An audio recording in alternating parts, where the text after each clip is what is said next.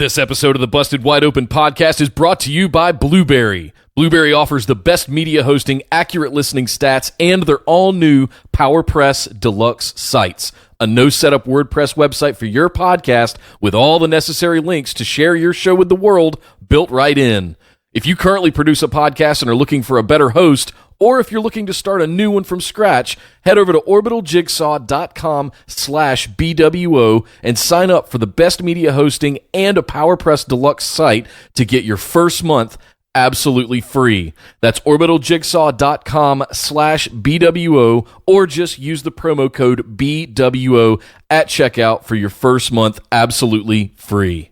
And now, enjoy the show. This is Jeff Gobb here at PWG for Tremendous. I don't even know the name of the show, but you're listening to Busted Wide Open.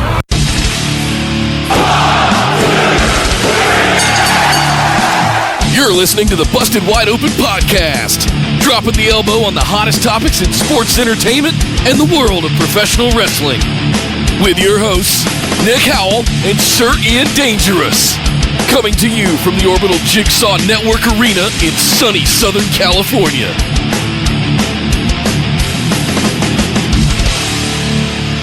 Welcome back to the Busted Wide Open podcast, but if this is your first time joining the show, I'd like to welcome you to episode number 169. My name is Nick Howell. And the real rock and roller versus the Ayatollah of rock and roller every Wednesday. Oh my God, we are blessed. I am Sir Ian Dangerous, and welcome to our Saturday show, which is, well, we're going a little old school today, Nick. We're going back to what we used to do, which is just audio today, I'm afraid, because somebody had to go take a Vegas vacation and hang out at the Mandalay Bay. How are your digs there, sir? The digs are very nice, and let's make one thing perfectly clear. This ain't a vacation. Nick's here to work. Nick's going to be spending 18-hour days doing a trade show for the next 3 to 4 days. So, yeah, not to give away the podcast or anything. We're not going to let that slide because we got, oh my God, so much wrestling to talk about this week. Yeah, no, there was no way we could have taken a break on that. So we are doing the best we can, everybody. Thank you for hanging in there, and thank you for joining us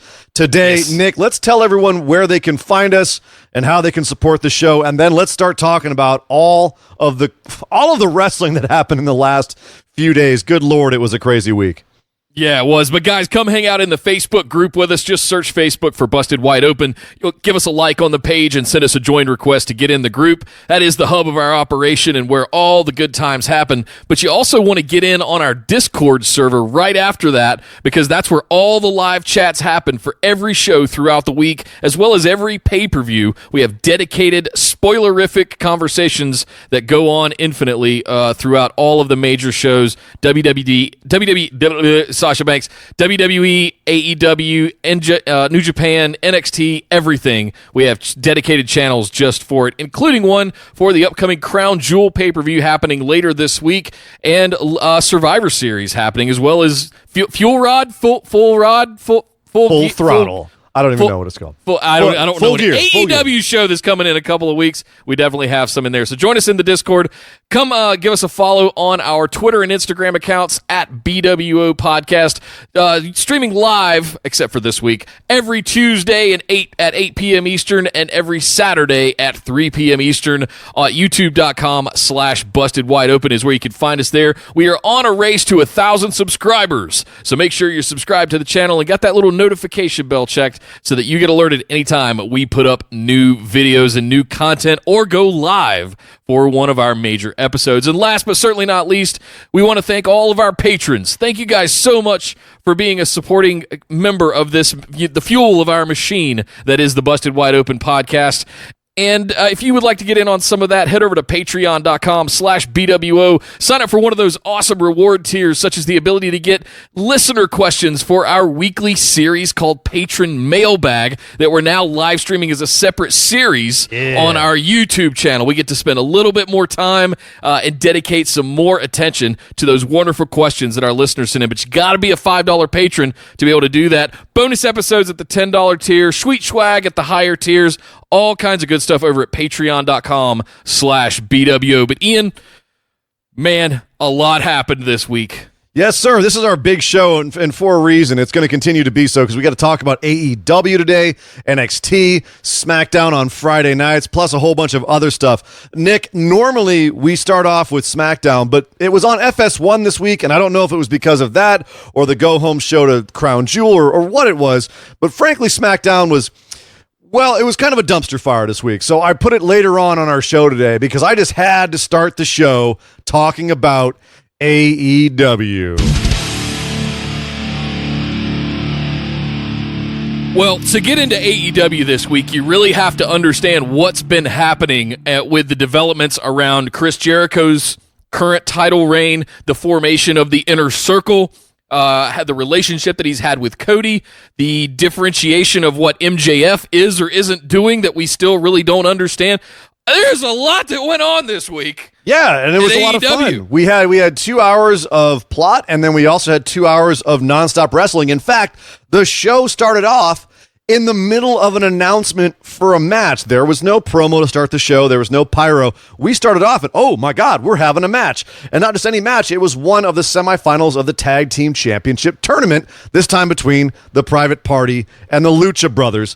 One of the hottest rising young teams, and then one of the best tag teams in the world. First of all, this was a really exciting match to start off the show. It really hyped up everyone that I know who saw it. That being said, watching it, it was, to me, very apparent how much smoother and how much more experienced Lucha Brothers were. It made sense that they won this match, ultimately, because to me, it felt like Private Party kind of lost steam as the match went on, and I'm not sure if that was intentional, if that was the story. It seemed like it was subtle enough that it could have been either way, but to me, it almost felt like they got a little bit lost about halfway through this match. How did you rate this match? How did you feel about this match, Nick? It certainly over-delivered from my perspective. That's the word I wanted to use. I did not expect that kind of match to come out of this sort of thing. But when I think more about it, it was one of the was it the quarterfinals or semifinal? It was one of the final four matches or teams, right? So yeah, it starting out hot. I think it over-delivered. I think Private Party has surprised a lot of people with victories over the Bucks as far as they've made it into the tournament and everything. But yeah, when you look at the endurance and the pedigree and the just the work rate that the Lucha Brothers have been, it's going to come down to stamina and endurance. And man, they could not. The Private Party threw everything they had at the Lucha Brothers, and Pentagon and Phoenix just kept going, man. Yeah, and I'm not even talking just about in story. That's the thing that was interesting to me is it worked for the story, but I feel like Private Party is a bit of a younger, more inexperienced team. They did kind of get plucked off the indies by AEW, and it was interesting here where I really couldn't tell if it was just their inexperience that was legitimately starting to show by the end of the match, or if that was just the story. Either way, it worked. It worked, although it did leave me... It wasn't as exciting a match as Private Party Young Bucks. I'll put it that way. But it was interesting to watch. It was a fun match for sure. A great way to open the show. We also had another tag team match, which was SCU versus the Dark Order, also the semifinal for the Tag Team Championship tournament. It was strange because a couple of things happened in this match that I was not expecting. One, in the middle of the match, we had a bit of an interruption where the Inner Circle came out, showed that they all had tickets, and made their way up to one of the box seats, which really kind of broke down the middle of the match. It made all the crowd pay attention to the Inner Circle and kind of lose interest in the match. You could see them all turn around, right? Yeah. The entire audience just turned around and watched them instead of watching the match. And you could see Frankie Kazarian starting to get visibly upset in the ring that, hey, guys, there's a match going on here. Kind of trying to do a match here. Yeah, like Evil Uno at the time was, I think, working Kazarian in the ring, and you could see them both looking over their shoulders like, all right, are they done yet? And they were able to pull them back into the match because they're pros. But that was an interesting decision. I get storyline wise why they did it. They did do it in the middle of the match, allowed the guys put on some rest holds and just kind of paused the match while they did it. But the other thing that was strange to me was, given the momentum I think that they were trying to put under Dark Order, it was strange to see them go out quite so easily because SCU did pick up the victory here completely clean, and there was no interference from the minions, from the Evil Order's minions, the Dark Order's minions.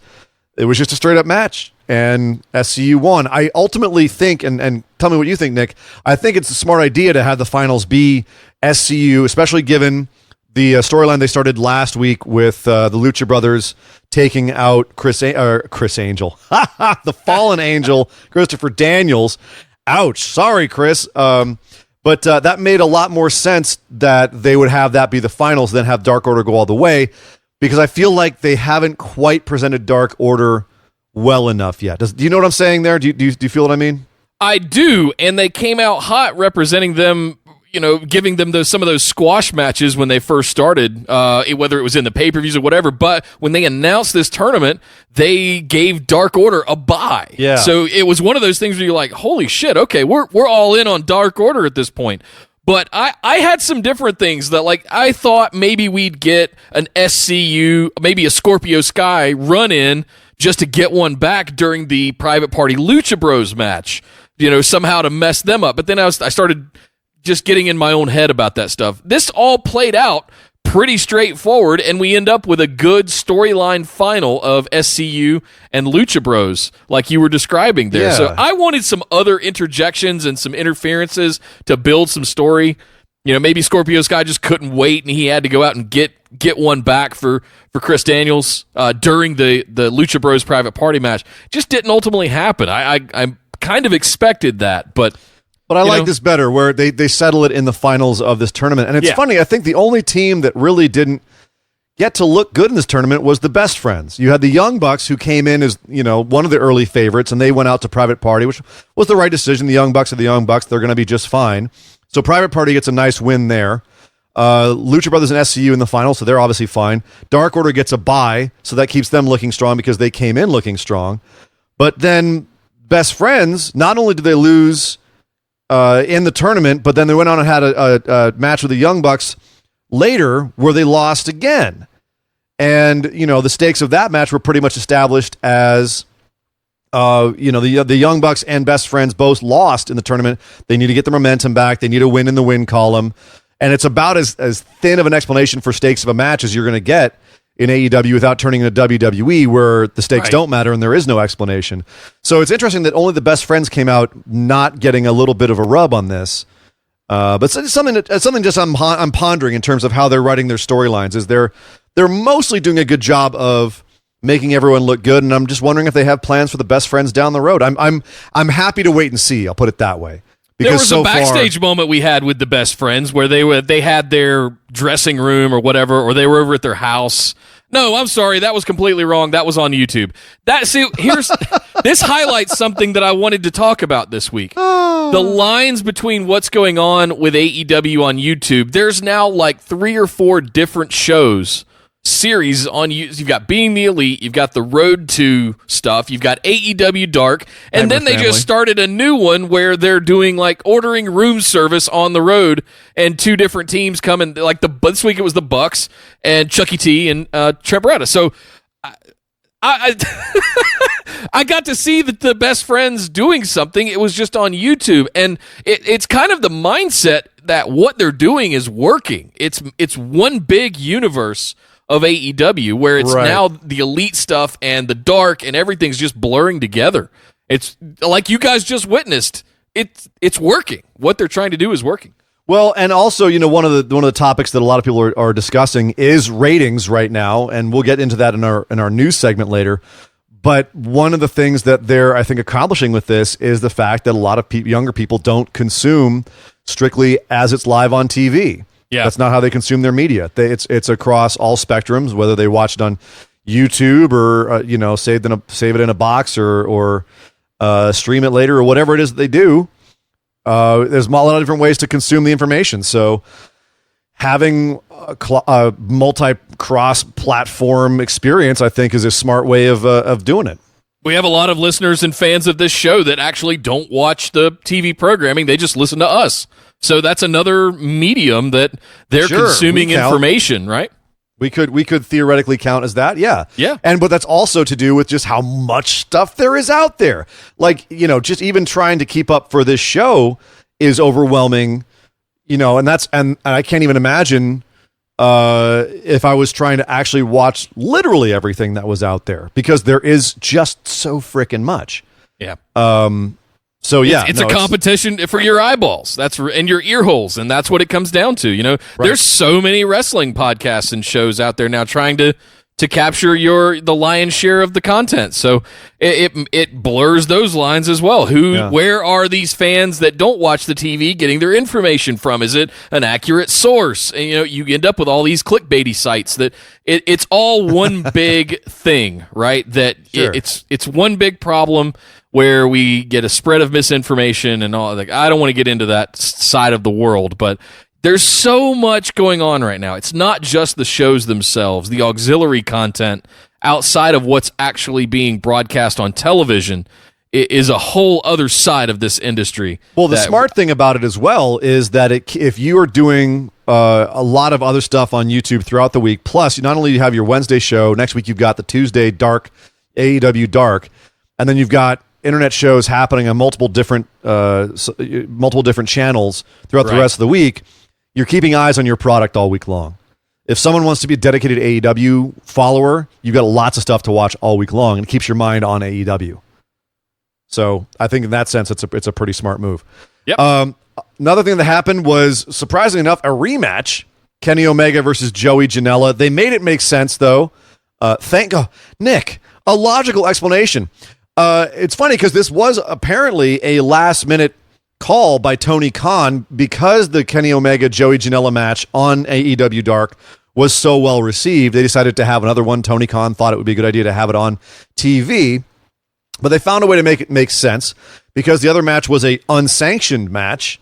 This one was a sanctioned match because they thought, hey, well, let's actually have it for real to count whether it's going to count. Now it's going to count towards your win-loss record, even though the other match between Janela and Moxley, I think, did count as well. But whatever, I think they'll sort that out as things go on. But I like the fact that was how they explained this. Was, okay, let's do it again, but this time it counts. And no like chairs and thumbtacks and whatnot. Yeah. But no, there weren't any thumbtacks. I'm thinking of the...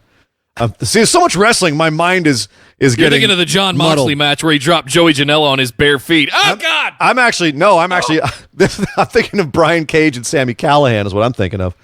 But at any rate, so we had a Kenny Omega, Joey Janela rematch. And here's the first interesting thing I saw about this.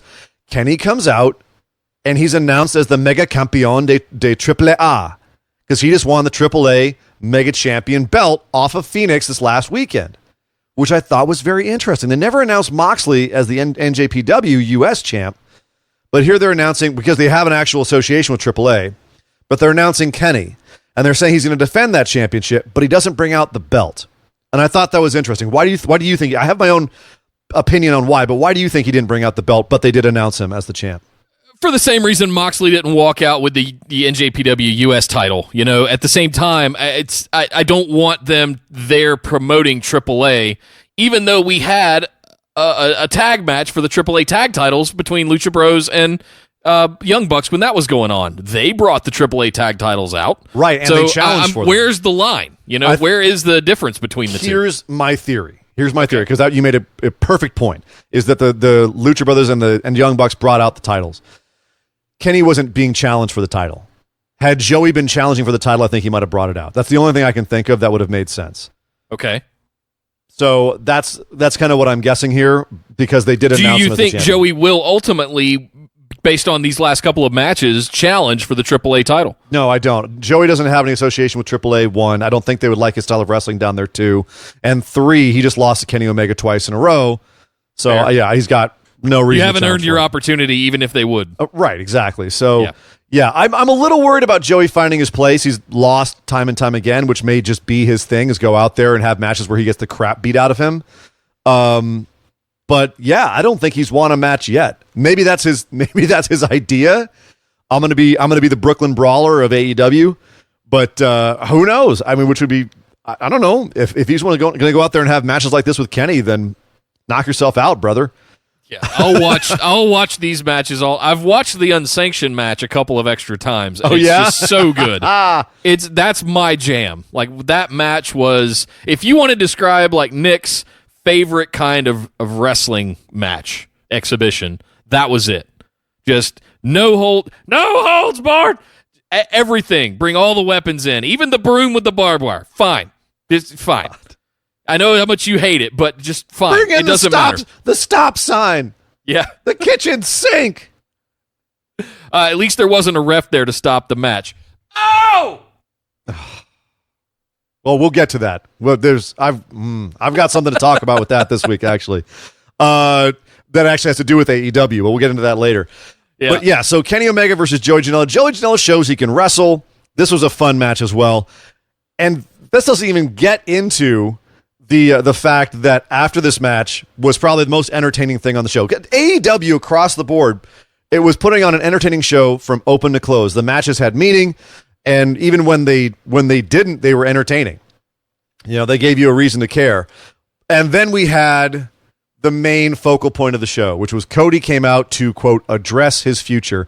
But he didn't get far into his promo in the middle of the ring with Justin Roberts because he started getting all of these air horns from up in the concourse where the Inner Circle was sitting with their tickets. And they were all had wasn't it Tony in the ring with him? Tony Schiavone was in the ring with him. Oh, it was Tony Schiavone. You're right. I thought it was Justin Roberts. He looked more annoyed than Cody did, and I loved that. He sold it brilliantly. I love that Schiavone went on Twitter and was like, "This is the most fun I've ever had commentating on wrestling," because it really does show the dude is having a blast, and it's good to see him back, you know, doing what he does, and he's very good at it. So I'm love him hosting AEW Dark too. I think he's really found a groove for himself where he's at right now. No, I was glad that he was back in MLW before this, but to see him get this kind of exposure now, and the fact that, you know, it's him and JR again, it's pretty wild. Yeah. But so Jericho and the boys minus Jake Hager, because Jake was off getting ready for his Bellator match, which we'll discuss later because that happened last night. They're all up there interrupting Cody. Cody makes like he's going to go up there. He says, "You know, Chris, it's not like the place we used to work for where there's an invisible wall between the ring and the crowd. I can come up there and get you." Before we get to what happened after that, let's talk about this, Nick. Should Cody and AEW in general, it's been mostly Cody who's been doing it. Chris has done a little bit too, Jericho. Should they be throwing shots at WWE, or is that petty, or should they be above that? I think it's entertaining, and I think the smarkery out there really likes it. Right. So I'm fine with it. I actually went, I even marked that out a little bit, like, oh shit. But what about but my question is, because there was also a bit of backlash from the I don't even know what to call them, the meta-smarks, the ones who have gotten beyond it and just are like. Like no, Meta-smart. Meta-smart. Meta-smarks, the ones who are just like they're smarkier than the smarks. I'm so smart. I'm smarter than the smark. The smartest smark. Whoever smarked is smark. Smurf. I mean that's kind of my question here is like, because from an entertainment standpoint, look, I'm old enough here.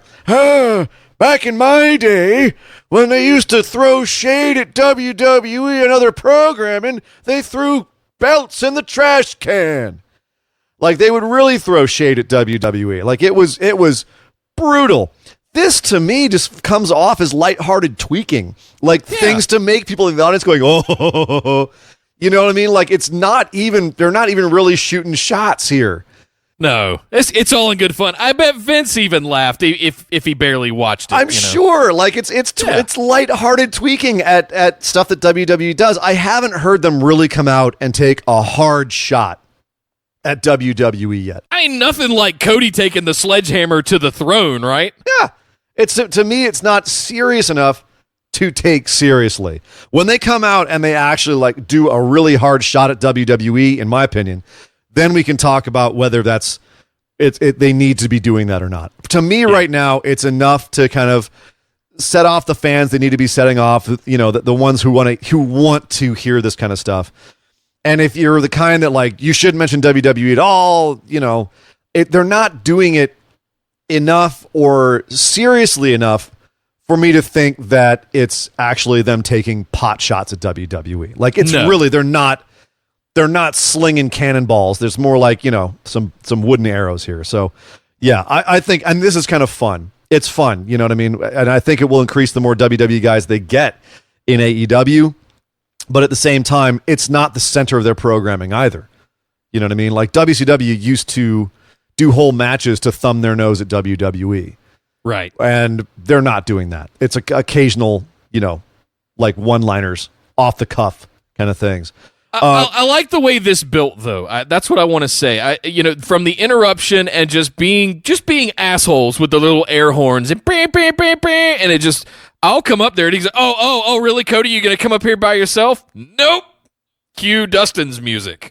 Yeah, Cody's like, yeah, I mean, it's gonna be 4-on-1, and then Dustin comes out. Well, yeah, it's still 2-on-4.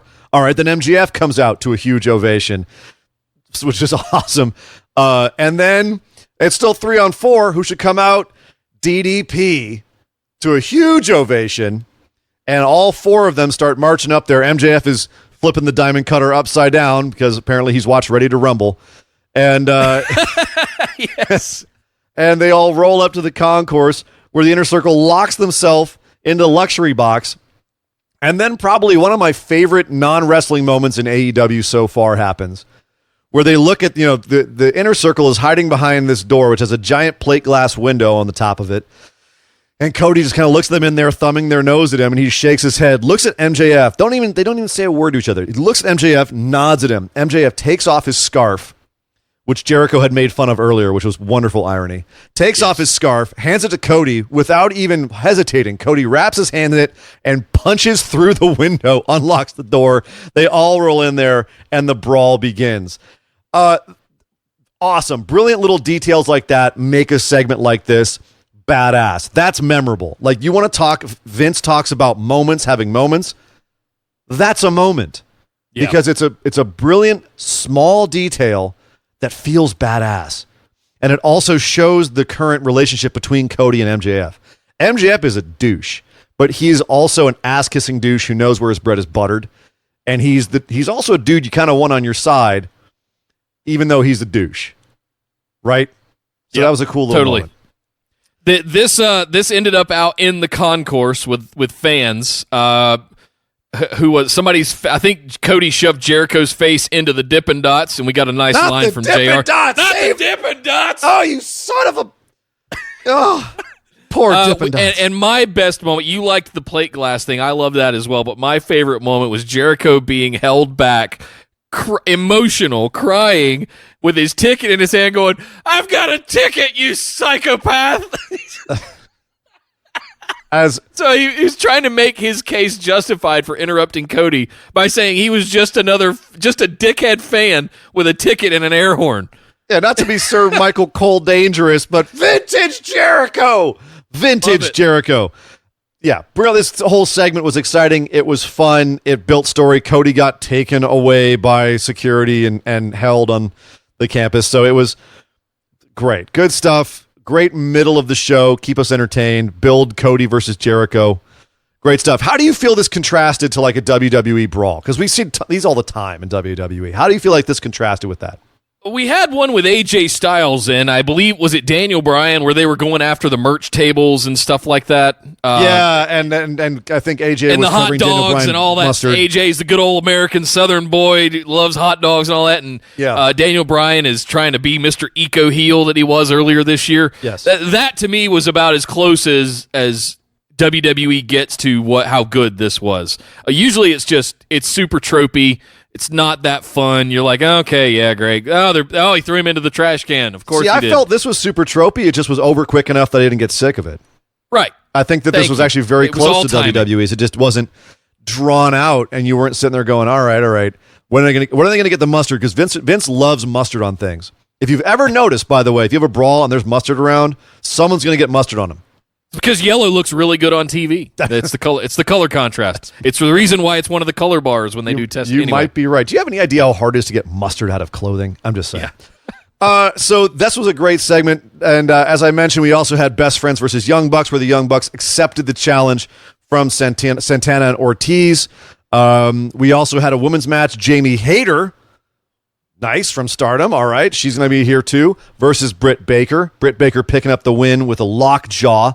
That was awesome, by the way. Yeah, it's nice finishing. Nice addition to a submission move for the finisher. Nice take on the mandible claw there, and as a dentist, and it all kind of makes sense. I love that. I loved that as her kind of submission finisher. I will say this, though. I really feel like of all of the major organizations right now, I feel like AEW is the furthest behind in terms of their women's division. Yeah, it does feel that way. And it's just the ring work it's fine.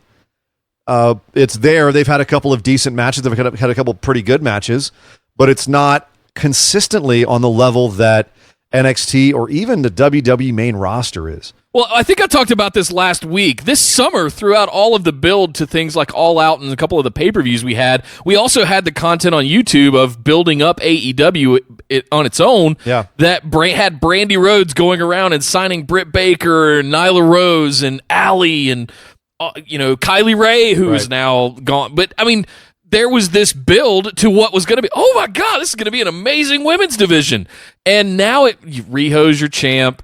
And we're not really seeing rematches. We're not really seeing anybody contending for the title. It still feels like they're developing it, or whatever they did this summer. Like, where's Awesome Kong?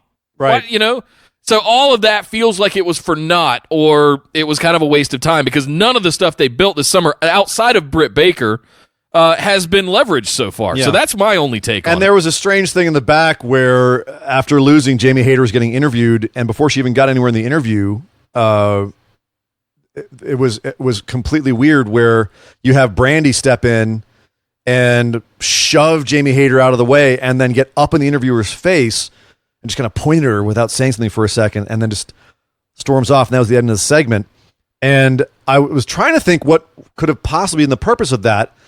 I remember when Brandy was working in Stardom, she had her jaw broken, and I thought that would have had something to do with, if I remember correctly, it had something to do with Jamie Hayter or Bea Priestley, but I looked it up and it didn't. So I don't know if they're building an angle because of that. I suppose they could rejigger history and make something happen there. But even then, I'm like, where are we going with this? Brandy announced she's not going to be Cody's valet anymore.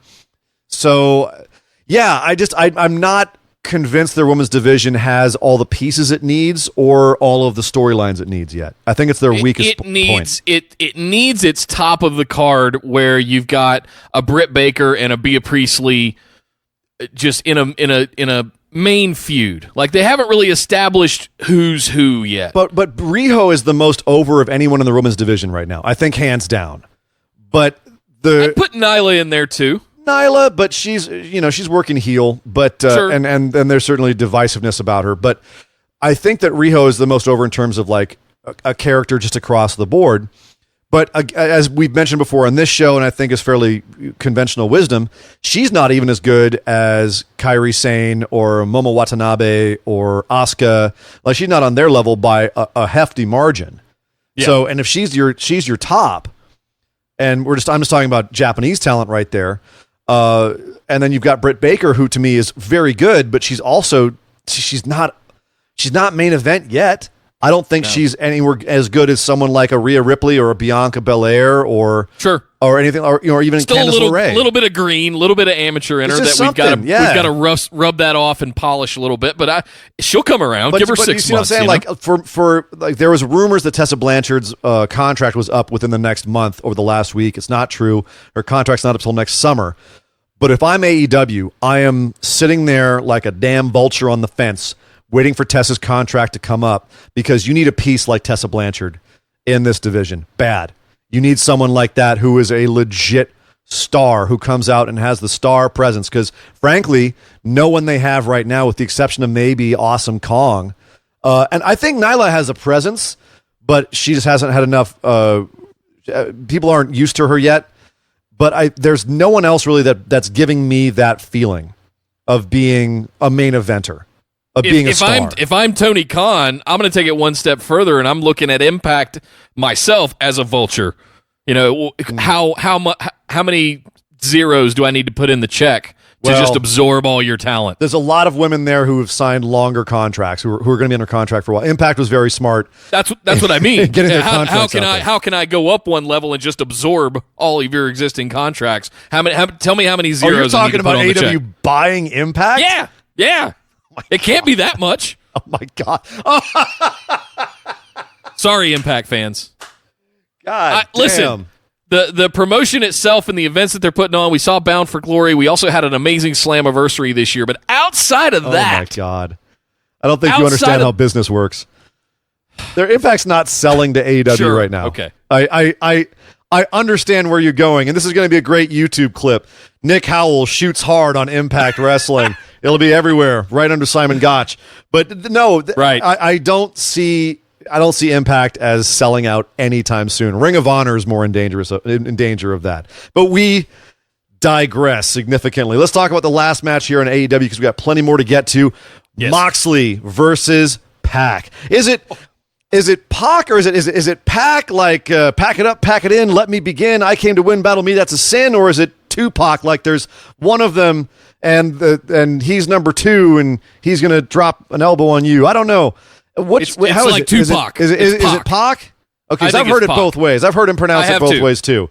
So anyway, Moxley versus Pac. Pick Packety Pac pick.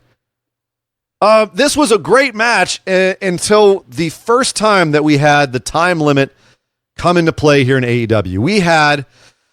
This was TV time remaining, which means they've got a time limit on this match. And sure enough, when they announced 5 minutes remaining, I started going, oh no, they're not going to, are they?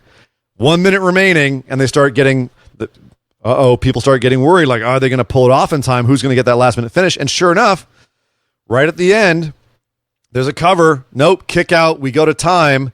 It's a non-finish. It's a no one wins. What did you feel about this finish? Because, as you know, right now having a non-finish is a touchy subject in the wrestling world. I'm kind of okay with it, and here's why. If you're going to go, much like New Japan, if you're going to go through the effort of constantly announcing every 5 and 10 minutes how much time has gone by or how much 10 minutes past, if you're going to constantly do that, at some point, it's inevitable you're going to have a timeout or a time limit draw.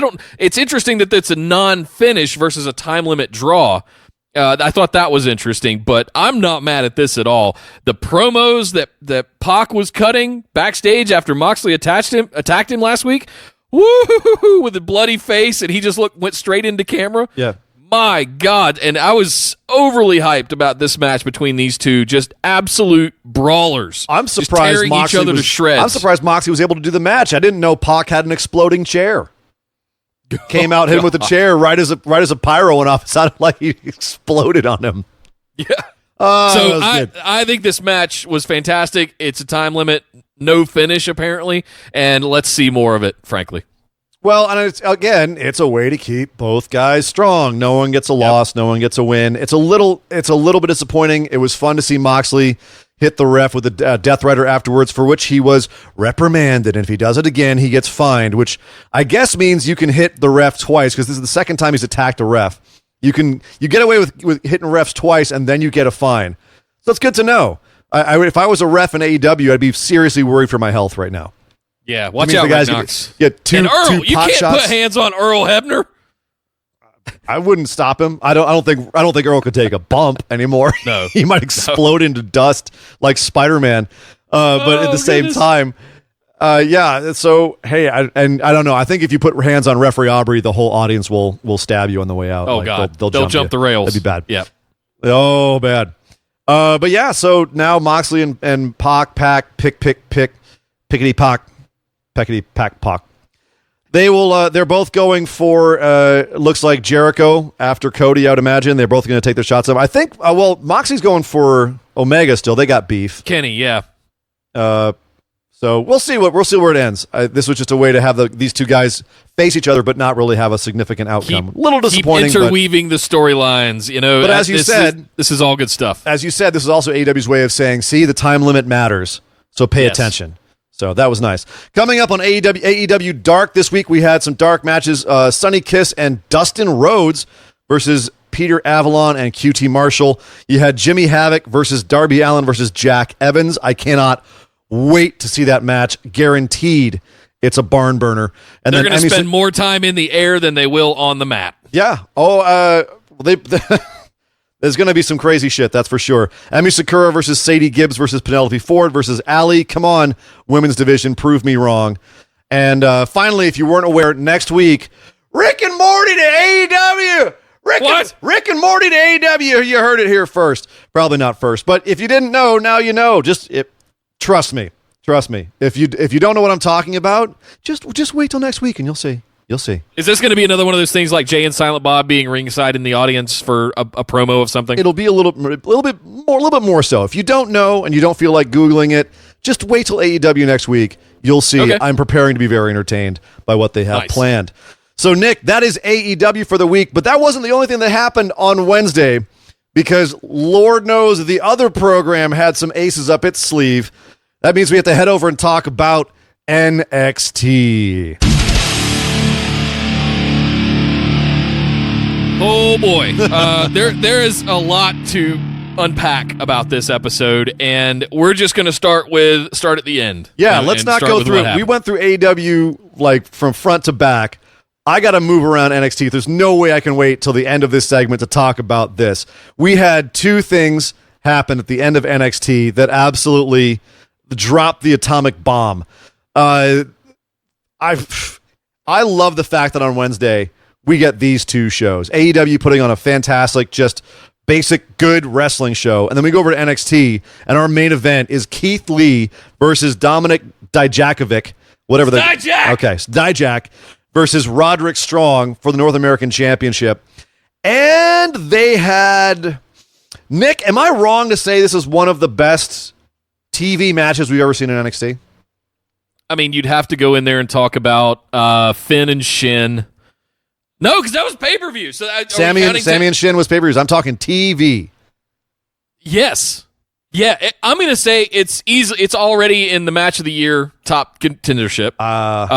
It's one of the best TV matches, if not the best, yes, on NXT ever, ever. I'm going to put it in my top 10, but it doesn't get above top 5 for TV matches. Of the year? Of NXT in TV matches. Okay.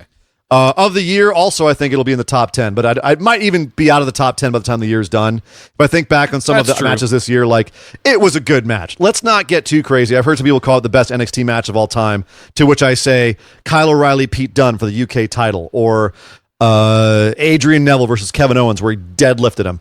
Asuka, Nikki Cross, last woman standing match. Sami Zayn versus Samoa Joe with the 2 out of 3 falls. Number 1 contenders match.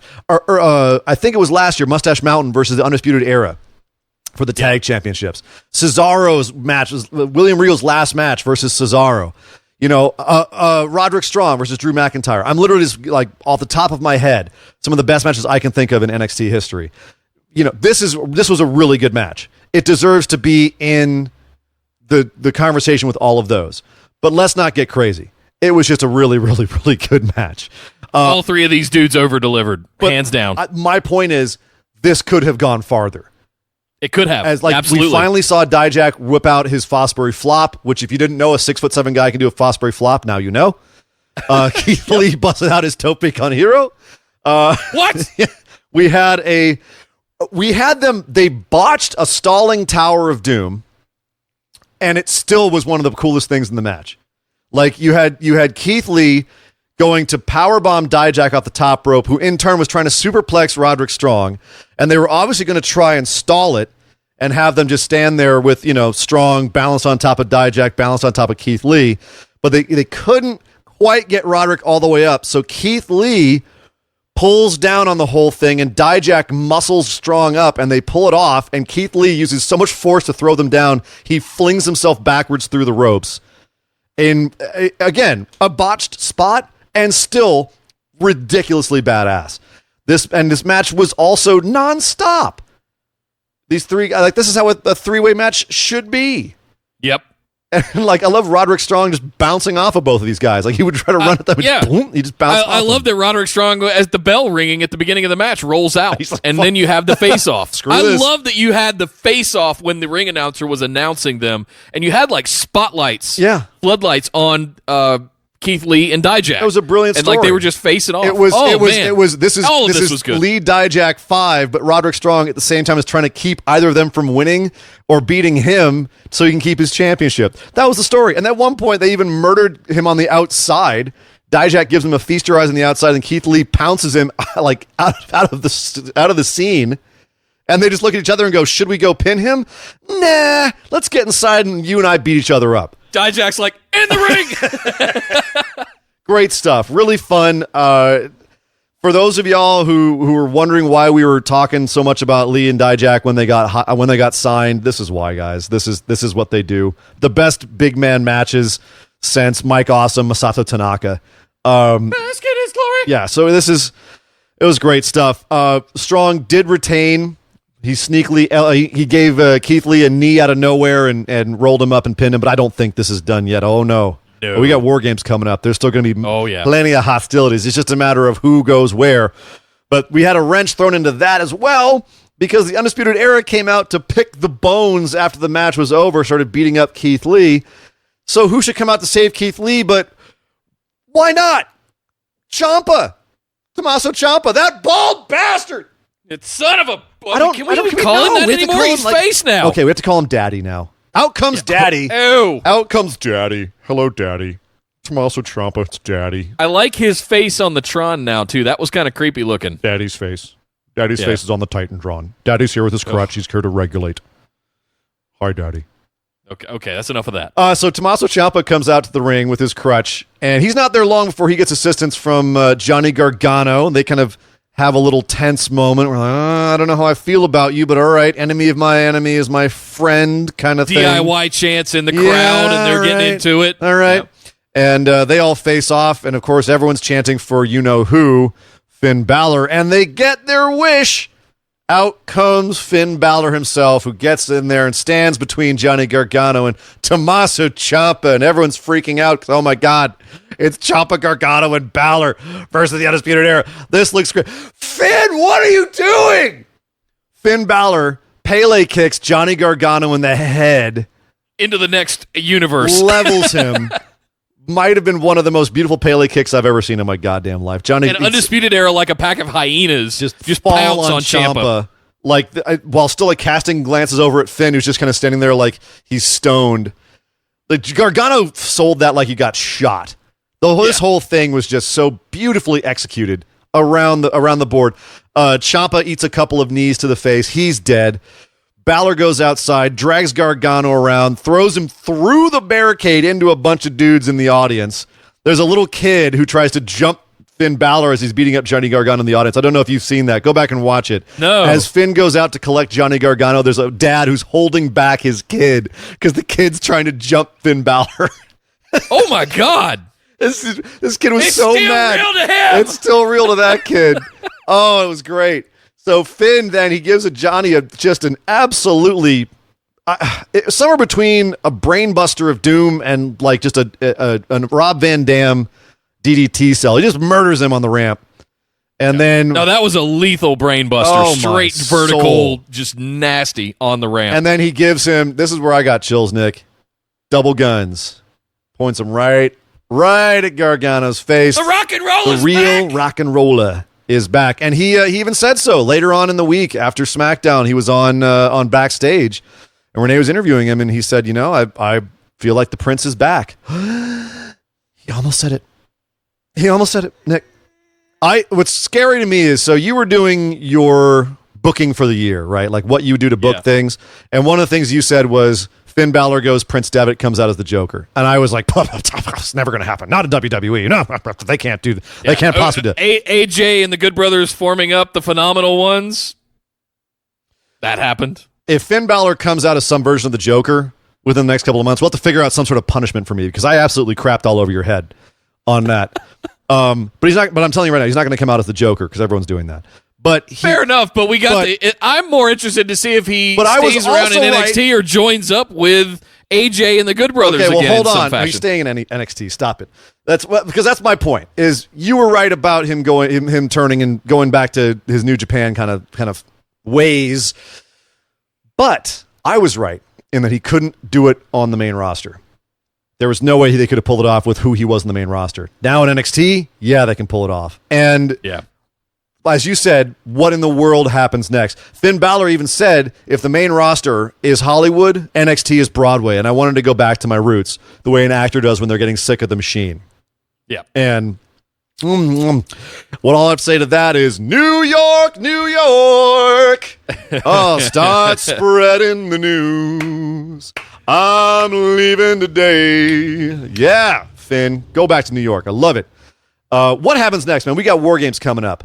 Are we seeing Undisputed Era and Finn Balor versus, let's say, I don't know, Ciampa, Gargano, Keith Lee, Dijak, and Riddle? Oh, Jesus H. Christ. Are you kidding me? That's what I'm thinking. Just when you thought it couldn't get any better. Holy shit. I'll flip our notes here and talk about the Matt Riddle match next, because he had a match with Cameron Grimes, which was a great match, but he won. And the only real thing I could see as far as his future coming out of that match was everyone was chanting Riddle, like Goldberg. You know, maybe he's still trying to get a Goldberg match, which would be fun, I guess, in a kayfabe breaking kind of sense. But like he's got nothing to do. Riddle's got nothing to do right now, and he does have some history with the Undisputed Era. So that's kind of why I'm thinking Matt Riddle might join up with this War Games thing. Yeah, I think he's going to be a part of it somehow, but I don't want him to have a feud with Goldberg.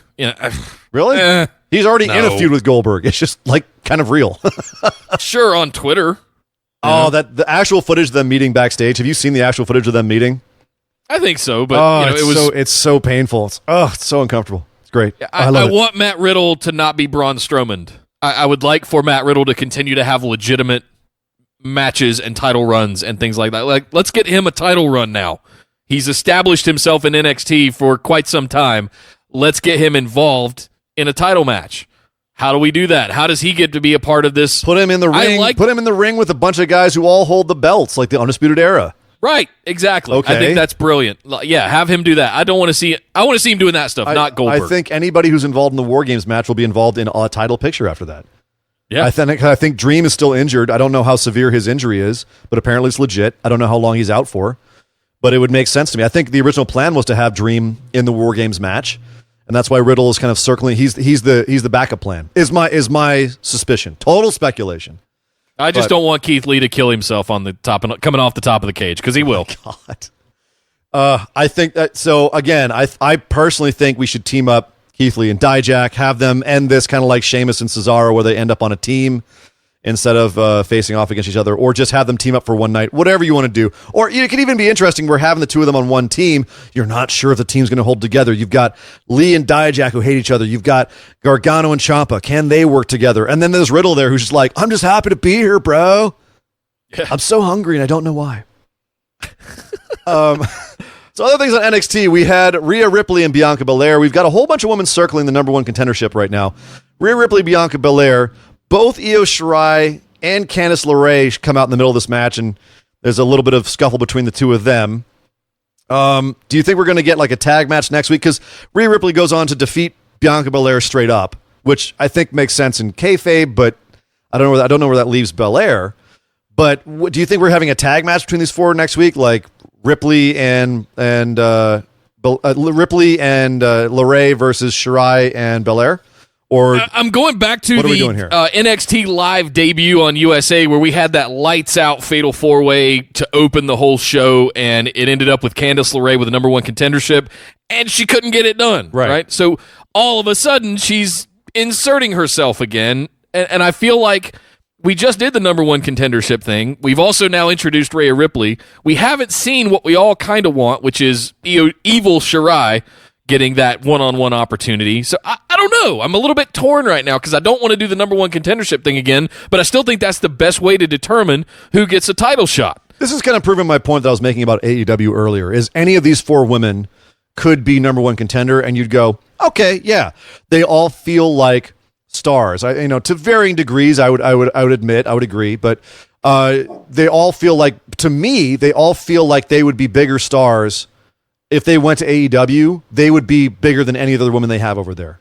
Right. And physically, exactly. In the case of Rhea Ripley. And Shayna Baszler, the same way, where I think that there's just NXT is just killing it with the women's division right now. And this is just the top. We've also got some other women's stuff going on later in the show that we'll talk about. So, yeah, NXT killing it in the women's division. I'm just happy with this whole top-level picture. Everyone involved in it, great. Don't care where they go. Loving it. That being said, let them fight. Let them fight. If there's anyone who's going to dethrone Shayna, I think Rhea looks like, I don't know how they're going to get Shayna out of that one.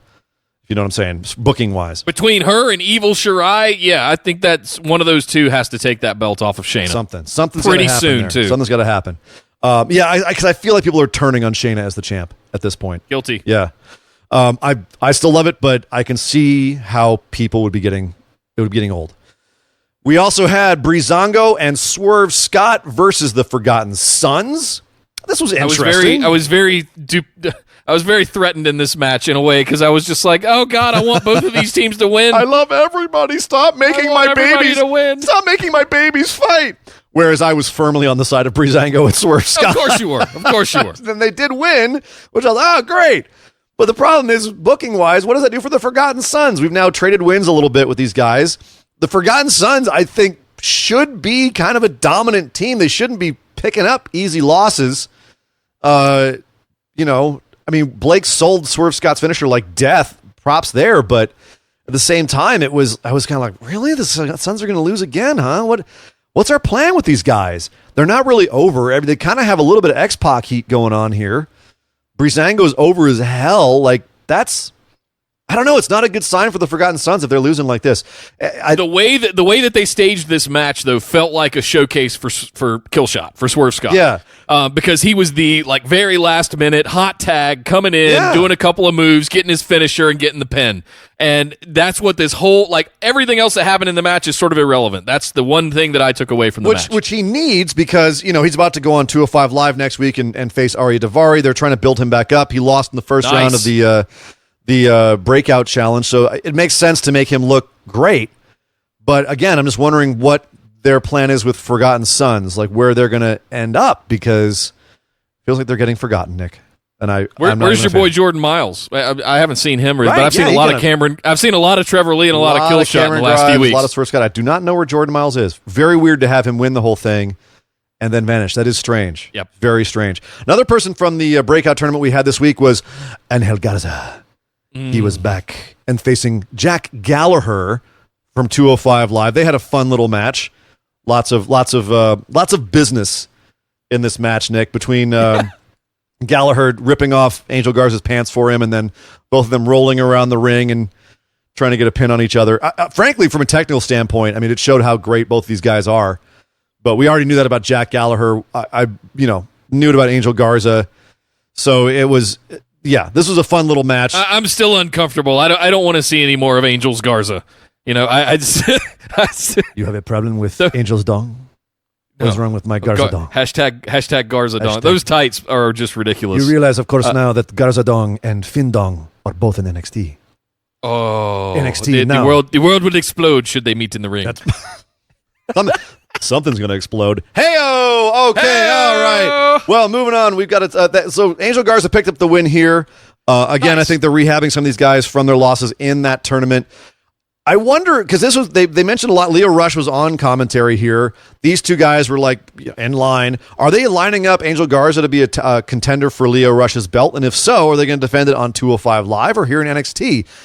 Because yes, and I hope NXT. Right, but then what's happening at 205 Live? Because the last couple of weeks, we haven't even really talked about it on our show because nothing's really been happening over there. It's now feeling like even more of a vestigial program than it was before.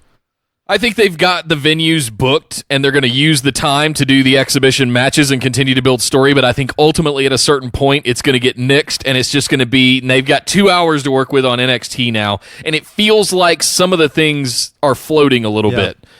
So I'm wondering, you can sneak in a cruiserweight match, a 10 to 15 minute cruiserweight match every other week, right? There's no reason they couldn't continue to build that storyline over in NXT.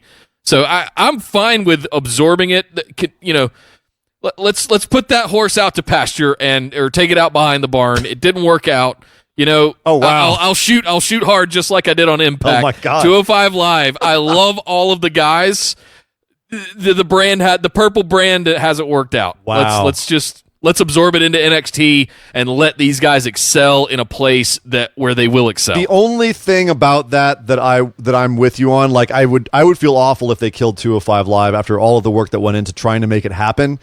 I'm not saying that that horse that horse little lane. That dog ain't going to hunt. I'm not quite there yet. I think there's still ways that they could save it if they wanted to. But if this is an absorption thing where they keep it around there as just a, like you said, an exhibition around SmackDown of these guys and try to make it a commercial for NXT, and NXT really does absorb the top levels of 205 Live, I'm fine with that. Just change the damn belt. Yeah. Change the damn belt. No more Fisher-Price purple belt. No more. Let's do something Make legit. Make it look legit like the UK title, like the NXT titles. Like the North American Championship. Yes. I love that burgundy red color with belt. the big wide belt. It's fantastic. Sexy belt. Yeah. Get a new belt for the cruiserweights ASAP. We also had a women's tag match, Dakota Kai and the returning Tegan Nox versus Shafir and Duke, Marina Shafir and Jessamine Duke, the number one contenders match for the women's tag team titles. Yay! Interesting. And sure enough, after Nox and Kai win, who should appear immediately on the monitors but the champs, Kairi Sane and Asuka, who said, we're coming to NXT next week to chat. All right, we'll defend it on NXT. What? Kairi Sane and Asuka? Yelling in Japanese. Oh, yeah. Oh, yes. The whole time because they listen. And okay, so this is how you're getting Asuka and Kairi Sane back in NXT? All right, I'm fine with that. I'm in. Yeah. It took them long enough to get the title shot down to NXT for the tag team titles. We've been saying for months, like, they've got a ton of women down there. Make a tag team and make it happen. Have them defend against Bourne and Aaliyah. Whatever. Just have them come down there and be old school Asuka, old school Kairi Sane. Let them do what they can do. So, hell yes. I felt like this match here between Kai, Nox, Shafir, and Duke was a little bit muddy, but it's whatever. Nick, I took away we're getting Asuka and Kairi next week in NXT. That's all I care about. I'm fine with it. Kai and Nox got a little bit of ring rust to knock off, but give them a couple of weeks, they'll be back to normal. I'm all in on both of those two. After they get knocked off next week jeez. So of course. Then we seem to have a weird kind of four-way thing going on between Pete Dunne, Tyler Bate, Killian Dane, and Damian Priest. Pete Dunne and Tyler Bate on the same page, but Dane and Priest kind of their own little thing here. Dane had his finger snapped by Pete Dunne last week, and he's still looking for revenge. Pete says Damian Priest is not in his rearview mirror. He wants to beat him where Damian Priest doesn't kick him in the nuts. And Tyler Bates is kind of on Pete Dunne's side. It looks like Bates going for Dane and Dunne's going for Priest. Or there's also, Tyler Bate came out and looked like he was mad dogging Cameron Grimes after the Matt Riddle match. Like, what's going on with all these guys?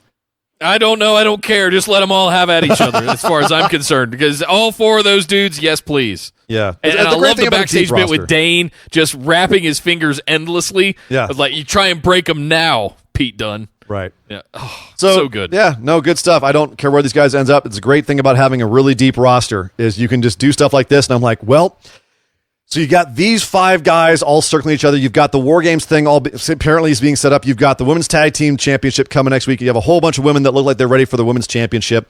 Oh, yeah, and Finn Balor's a heel. See you next week. Honestly, way better than AEW in terms of making me want to come back next week. I'll give props where it's due. NXT, I can't freaking wait to watch next week now. And that's what they need. I can't wait to get more... rock and roller Finn Balor out on actual TV, let him have a match, all that stuff. I hope we get some of that in the next 30 days. That's what I'm saying. Now people have a real reason to tune in. So AEW next week, I think people will tune in because it has been good. People are going to tune in NXT because what happens next? And that's what every wrestling show should be trying to do. Make you go, what happens next? And there's some interesting feedback I've heard from some of our listeners during the live chats. People will say that they love that the cards for the night get announced either in advance or at the top of the show, where the commentary will run down, here's what's going to happen tonight, and here's why you should stick around. And it's almost like WWE has just kind of foregone that. They've just forgotten it. Yeah, main roster will make its main events at the top of the show and then pretend like, they had it going a whole time, which is just... Right. Bizarre. But, Nick, to talk about that, we need to go talk about SmackDown Live.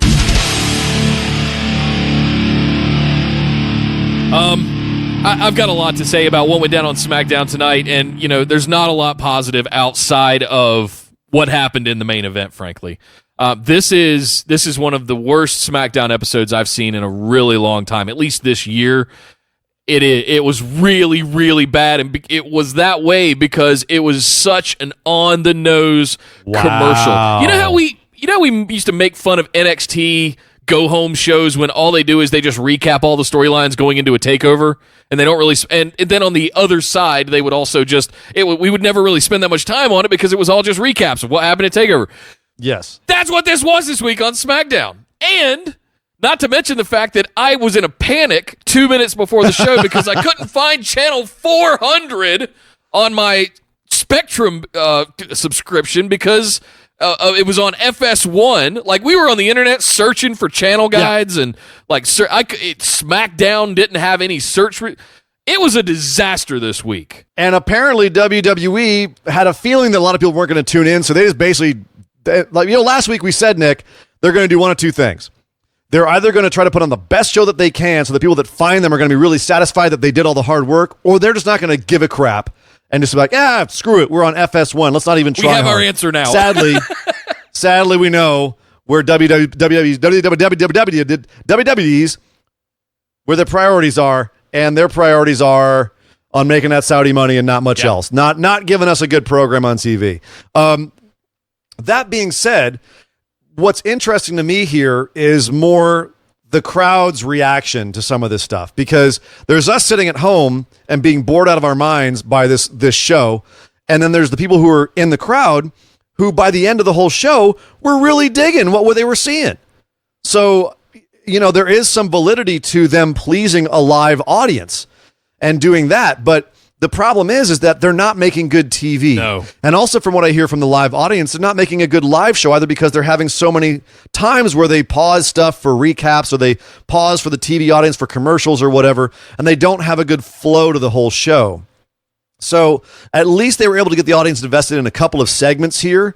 But, from and those listeners that we have that have been to their live shows recently, please chime in. Do you feel like their live product right now is better or worse than it's been? Because what I've been hearing is that it's kind of like, great, we got Pyro back, but then now we're sitting for 10 minutes between segments sometimes waiting for something to happen. Yeah. So, but at least we opened this show with a crowd-pleasing moment, at least some people. We had Miz TV with members of Team Hogan and Team Flair, and of course, Hulk Hogan and Ric Flair in the ring too. Oh, and Jimmy, the Mouth of the South Hart, was there too, but no one really gave a crap about him because he had nothing to do. Just standing back there reacting. Waving his horn around. Great. Thanks, Jimmy. Thanks for showing up, Jimmy. Hey, man, he made a paycheck, so I can't be too mad at him about that. Ric Flair seemed like he was back on the sauce. Maybe that was just me, but those promo skills he was showing off last week, they're gone. He's back to blathering on about some stuff. We have no idea what the hell he's talking about. Hulk Hogan's promo game was very strong. It was. Unfortunately, they were positioning him as the face, and a lot of people in the audience still apparently not ready to forgive the Hulkster because he was catching as many boos as he was cheers half the time. So right off the bat, Nick, I do want to ask a small question about that. Is it a little bit tone deaf to so blatantly make Flair the heel and Hogan the face in this? I don't know if that's the way. I think people are kind of just getting indifferent and tired of this already. Like, we're going to have to go through all of this again, guys, in about a month when we start building for Survivor Series. Not even a month, 3 weeks, 3 weeks. Right after this is Survivor Series in a couple of weeks. We're going to be doing all this all over again. So I don't understand why we're doing this and Ric Flair drops Saudi Arabia a couple more times again this week. So I don't know why they keep. I keep roll. It's eye roll worthy at this point for me, where I'm just like, oh God, Miz lit that place up to open the show. He, from a promo standpoint, he absolutely blew the doors off of that place, introducing Hogan and Flair for what it was.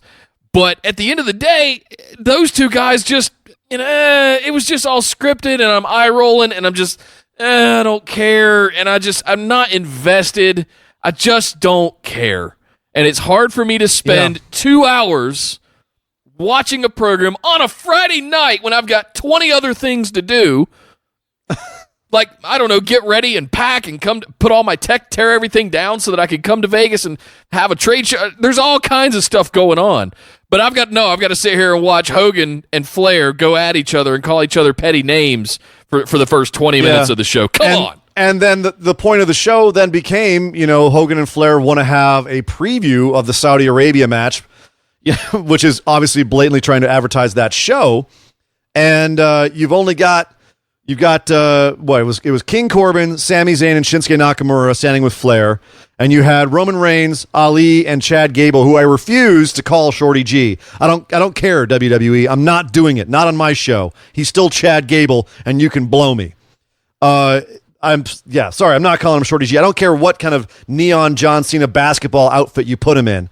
He's still Chad Gable, and your stupid gimmick is not happening on the show. Sorry, it's not. Shorty G. That's funny. Not to me. It's stupid. It is. I don't care if it's horrible. I don't care if it's getting him over. They're getting him over by booking him a lot, having him on TV a lot. It's not because of his stupid name. Sorry. Not sorry.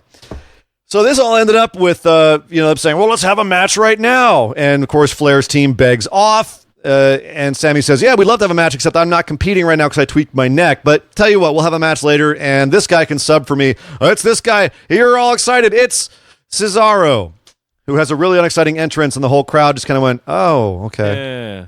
Cool. Which is too bad, because he should be excited about Cesaro. It's freaking Cesaro. He took his gear off, put his mouthpiece in, and just marched down to the ring like he was ready to whoop some ass. But no, they stopped it. Ugh. Yeah.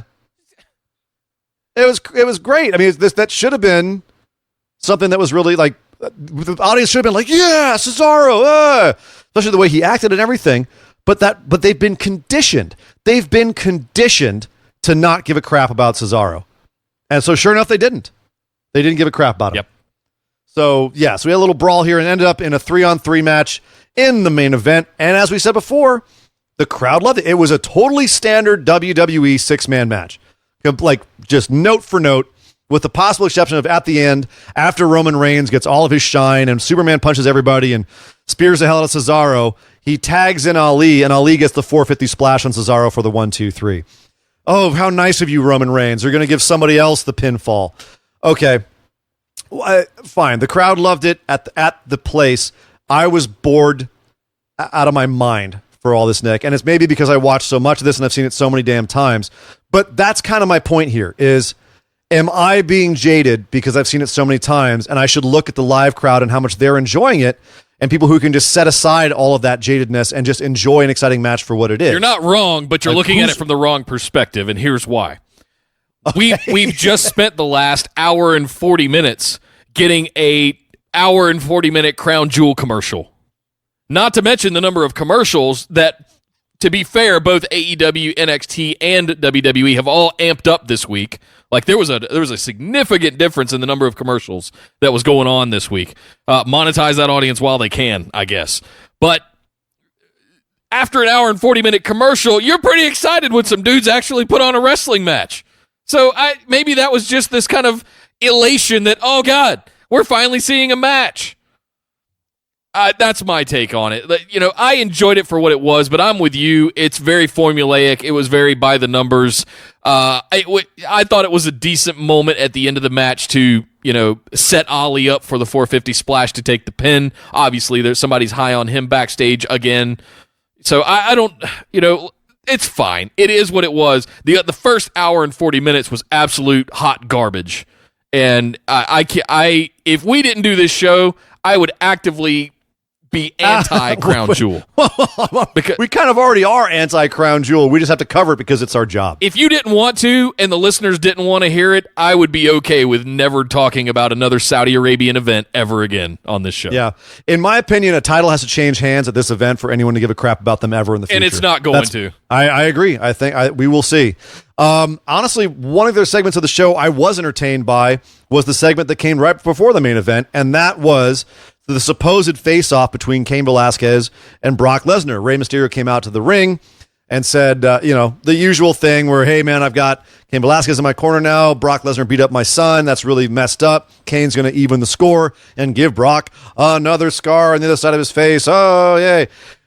Except then Brock and Paul show up on the Titantron and say, you didn't think we were actually going to meet you face-to-face, did you? We're not. We're back here doing something. And Ray's like, that's great. Come out here. And Paul's like, you're not even going to ask what we're doing? Ray's like, no, come out here. And Paul's like, well, you should probably ask what we're doing because what we're doing is beating up your son. And they held up Dominic's corpse. And, of course, Ray and Kane go, oh, my God. And they run to the back to beat up that dastardly Brock Lesnar for beating up Dominic again. Only Brock totally ambushes them and destroys the both of them. Ray gets tossed against the wall. Cain Velasquez eats his first ever F5 onto the corpse of Dominic. That was it. And then afterwards, you had Cain Velasquez screaming at the camera after he recovered that he was going to kill Brock Lesnar. Of course, he was saying it in Spanish. Right. He's saying he's going to kill Brock Lesnar. I thought that was good stuff. This is the Brock that we all like. Forgive me if I'm assuming here, but I think this is the kind of Brock Lesnar that we remember from the mid-2000s that was just an absolute monster. And this is the kind of Brock Lesnar I want Brock Lesnar to be. Sure. And every time, and you say this every time he does something where he just causes absolute rampant destruction. You go, I like that. That's all I want. Just be that Brock Lesnar. Like, give 0 Fs and just destroy. No, Hulk he gives 5. smash. He gives 5 Fs. 5 Fs, Nick. Yeah, 5 Fs. Yeah. Not 0. Kane, actually, I guess that 5-year deal gets you a new Tron, or at least a better one than Cesaro that's put 10 years into the company. So he had a nice rainbowy, flashy, epilepsy-inducing Tron that can't. That I'm not sure if I like his music yet or not. I'm not sure if I'm down with his music yet or not. Like on half of it, I was like, all right, that's kind of bang. And the other half, I'm like, it's kind of formulaic and dumb. Yeah, I don't know. It's a little formulaic mariachi thing that's going on. I'm waiting to see. I did like him promoing in Spanish. I like the fact that go promo in Spanish. That's great. It's simple and simple enough that I think an English speaking audience knows exactly what the hell he's saying. Right? Yeah. We all know what matar means. He's going to kill somebody. Yeah. And also I like the fact. Here's the thing. I would like all of this, if not for 2 things. One, Brock's the champion.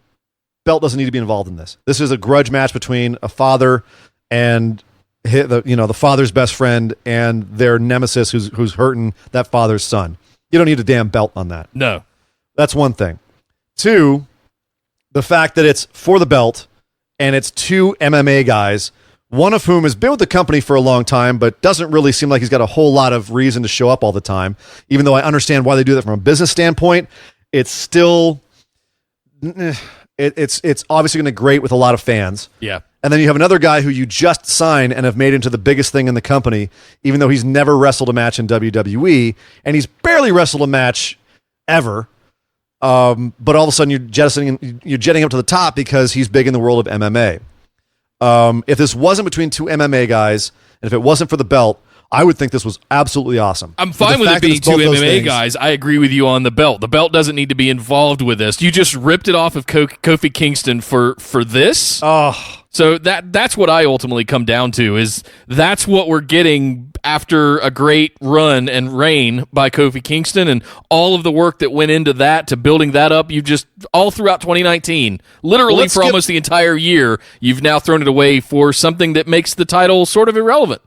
Well, and that's kind of what I'm saying is having the title involved in this is irrelevant when it should just be a match about 2 guys who hate each other. And I'm fine with it being 2 MMA guys, but the fact that it's at the top of the card and that you're already actively pushing this MMA guy over everybody else in your company, right, that rubs me the wrong way because I feel bad for everyone else who you're paying, and you're just basically bearing it because this guy is more of a big name outside of your company because you haven't been able to build your own guys up to his level.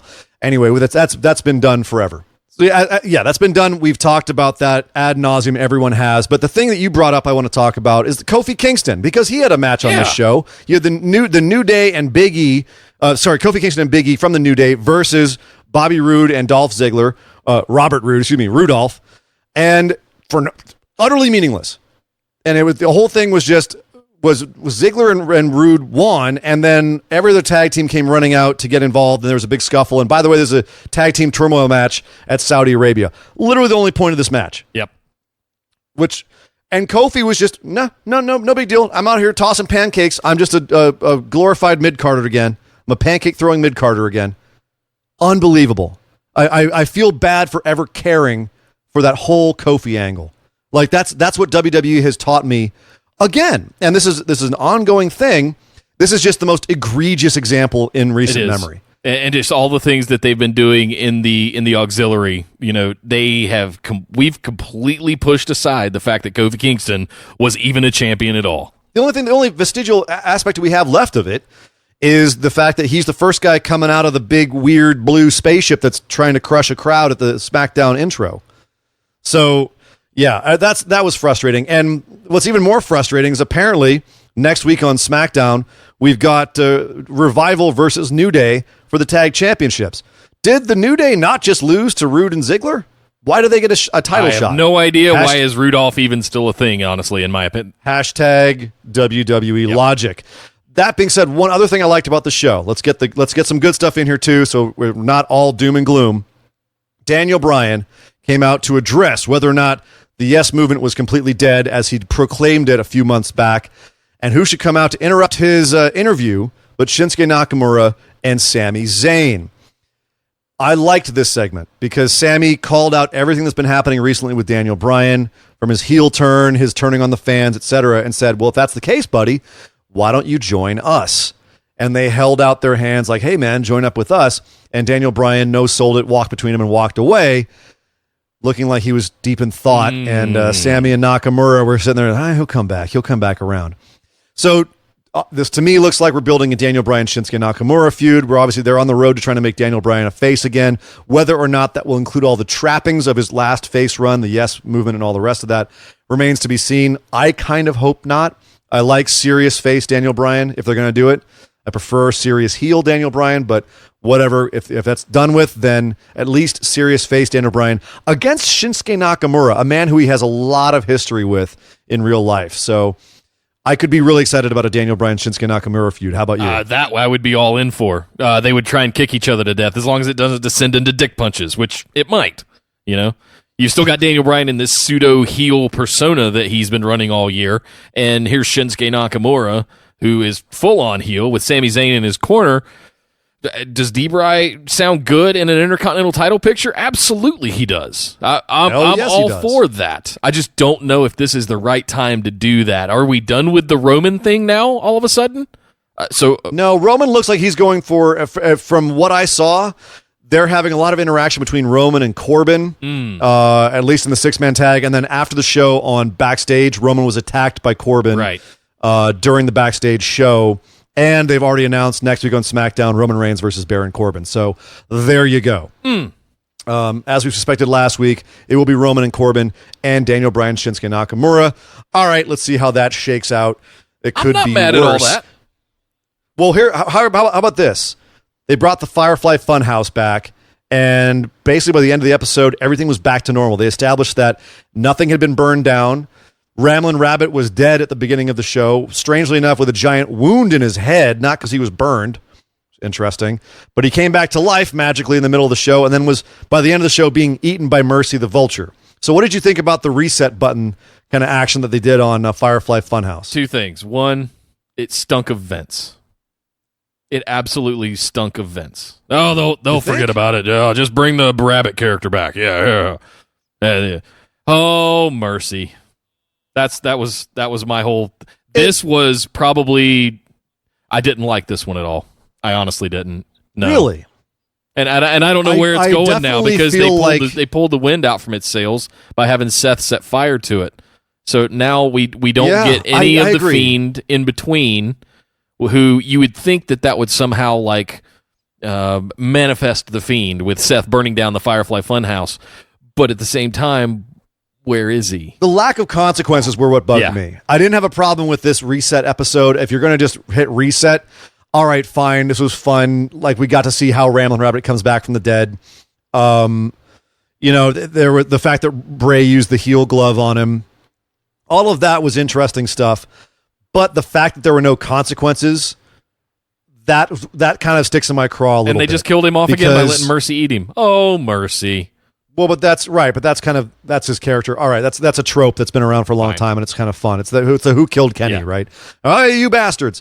But with this particular thing, the whole idea was Seth Rollins was trying to get under Bray's skin, and having Bray crying when he was doing it and all the rest of it. Where did all that go? You had all this equity that we could have had, and it was gone. So that was a bit disappointing. But curious to see where they're going from here. I have a feeling they're going to completely bungle the Saudi Arabia quote unquote angle and whatever they're doing after that. But this at least let's leave it at this, Nick. At least they didn't cancel the Funhouse, right? Because we were saying if it's gone, that's a terrible idea. Hold on to your butts, folks. This is about to get a lot worse over the next 3 to 4 weeks. All right. I'm just glad that Firefly Funhouse is back. I'm just disappointed there was no consequences for Seth burning it down. There were apparently consequences for Drew Gulak trying to show a PowerPoint presentation of how Braun's going to get knocked out by Tyson Fury, which he totally is.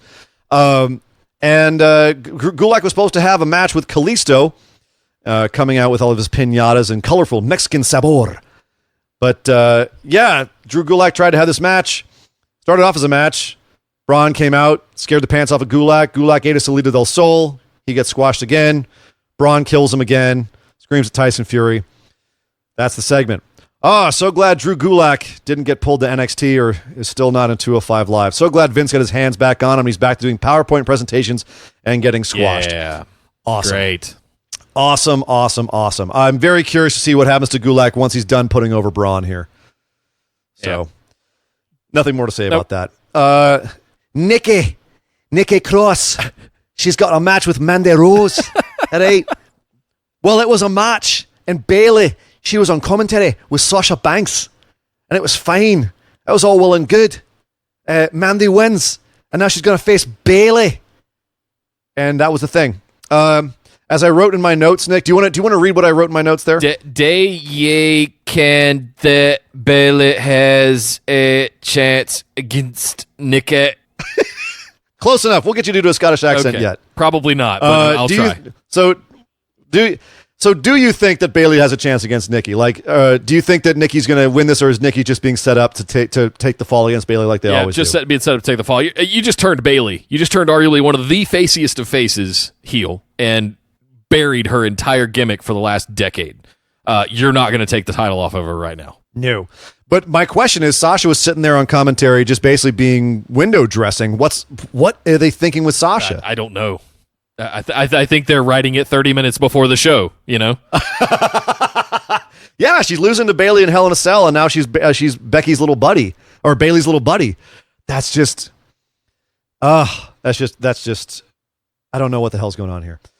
Maybe they're eventually trying to get a turn, but then that turns Bayley face. I don't know. I don't think they know. Yeah, if it's not clear yet, guys, I was completely disgusted by this show last night. It was awful. There was nothing positive that came out of this. What about Lacey Evans?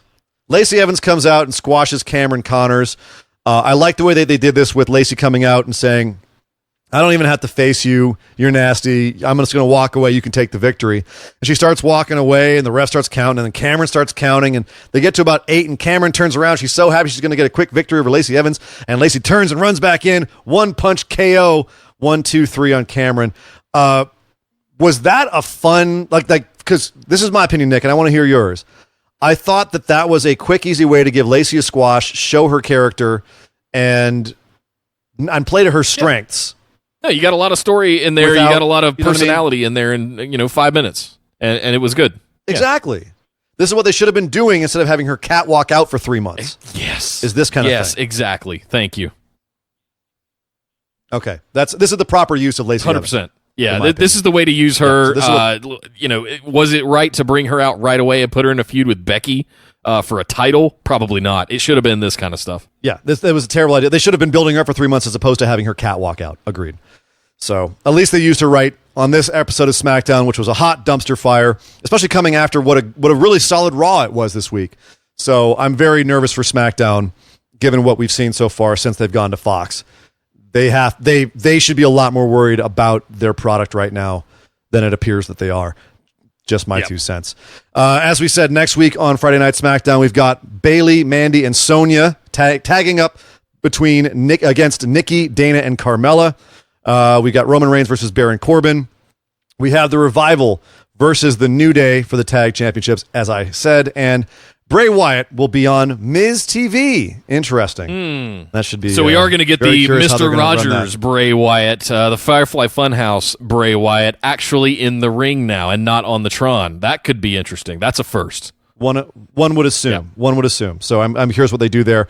On Raw, some interesting decisions that they've announced. Becky will face off against Kairi Sane. Remember that Becky ate the pin from Kairi in a tag match a couple weeks ago. So that actually does make a little bit of sense. Kairi did pin the champ, so she's getting a shot. It's non-title, so this match will be for the... So they're actually making some sense on Raw. Seth is going to have a match with Rowan in a Falls Count Anywhere match, which I think is just going to be promoting the fact that he's fighting Bray Wyatt at Saudi Arabia. And in probably the worst idea I've ever heard, we're having Rusev and Lana with Jerry the King Lawler, not on King's Court, but on Divorce Court. Sounds like a great go-home show for a Saudi Arabia show. Yeah. Can't freaking wait. I can't wait to see that. But hey, things do get better for this week, guys, because that's it for SmackDown Live and what we have to look forward to for Raw, unfortunately. But the good news is we've still got to go over and talk about NWA Power.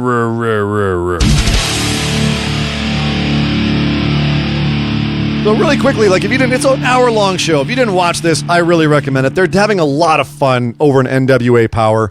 It's just an old school presentation. They even have old school style commercials. It is just a bunch of fun. I don't know that we're going to be doing their storylines every week here on the show, but just this week I thought it would be fun to just kind of let everyone know kind of what was going on. You had a women's match. Marty Bell defeats Crystal Rose. It felt like, you know, a lower tier women's match. Marty Bell, I'm not really sure what their plans with her. She lost to their champ, Allison Kay, last week. So this is maybe a comeback match or a 50-50 booking. I don't know. It was weird. But they are having Thunder Rosa showing up soon, so maybe that will help their women's division, which I think needs it. So Kingston and Homicide are currently in a feud with the Dawsons. I love how they're building this right now with Kingston and Homicide just yelling about, like, you know, we could make this a street fight, but we're trying to, you know, we're here in the NWA. If you guys want to really be the NWA, you'll give us a match with these guys. And the Dawsons just refusing to fight them. And that's a lot of fun. The Dawsons ended up in a match. So actually, I'm going to save that because that's part of the rest of the show, is the fact that the show was called The Twilight of Tim Storm. And if you've been following NWA, Tim Storm went from the champ to losing to Nick Aldis, and he kind of lost his way a little bit. And the first episode, he had a last chance match against Nick Aldis where if he lost, he'd never be able to challenge for the NWA championship again. So he lost that match. And so we didn't know what his future held this week. And he came out very dejected. And who should come out to try and perk him up but Eli Drake, whose whole gimmick has been a skeezy guy who's going to do anything he can to get a title shot while pretending to be a nice guy, which I'm loving what they're doing with Eli Drake. Yeah. I don't know if you knew Eli Drake from before this, Nick, but the guy is a serious talent. I did not. I definitely know who Tim Storm is, but I had not seen Eli Drake before this episode. He's killing it. He's killing it right now in NWA. I love the angle they're taking with his character, where he's basically going to anybody saying, "Okay, hey, James Storm, you know, you're the man right now. You're the champ. You got people lined up for your championship. Maybe I could be in that line. And hey, if you go for the main championship, remember your boy. You know, I could be in line for that too." And then this week, he come up to Tim Storm and like, "Tim, I know you're feeling down on yourself. You kind of want to quit, but I'm saying don't quit because there's still something you can do because there's those 2 shiny tag belts. We could go for those. Why don't you and me team up, become a tag team? We go for the tag belts." So I love that. I love the character of Eli Drake. It's almost like the little devil on your shoulder in a way. Yeah, I'm loving what they're doing with him. And he convinces Tim Storm to join up in a tag team. They face off with the Dawsons. The Dawsons end up outsmarting them and pinning Tim Storm.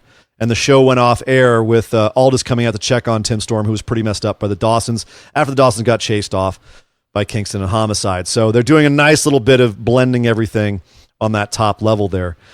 We also had Aaron Stevens, the former Damian Sandow, come out and promote his new movie, which is called Tropical Pirates. He was dressed in a pirate outfit. Okay. This segment didn't quite work for me. I honestly, I'm feeling like I was excited when Aaron Stevens came out last week. I was like, cool, what are they going to do with him? This just felt like a poor man's Miz. And considering how long he was Mizdow, one would think he would try to get as far away from that gimmick as possible.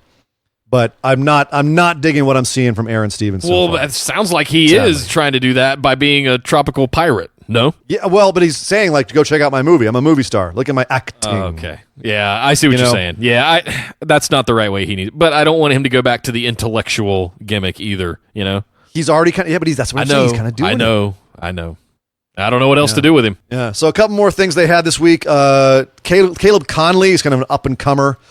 He had a match with Canadian Dan Parker, who, I'm sorry, when Jim Cornette comes out and says that he doesn't feel like half the AEW roster could whip cream with a chainsaw, and then he puts people like Dan Parker on my screen, I have a hard time taking him seriously. Caleb Conley, too. He's in pretty good shape, but he's not a big guy. But a guy can work, so this was a fun little match with Caleb Conley going over Dan Parker, who was obviously pretty much enhancement. And then Josephus and Colt Cabana end up having fun at James Storm's expense. And James Storm looked like he's heading for a match with Josephus at some point. But Storm comes out, kicks the crap out of both guys, and walks away. I'm curious because Josephus is just better with the long hair. And ever since he was in that match where he was forced to shave his hair, he hasn't been quite as spooky. So I think they got to work a little bit on the Josephus presentation, is my opinion.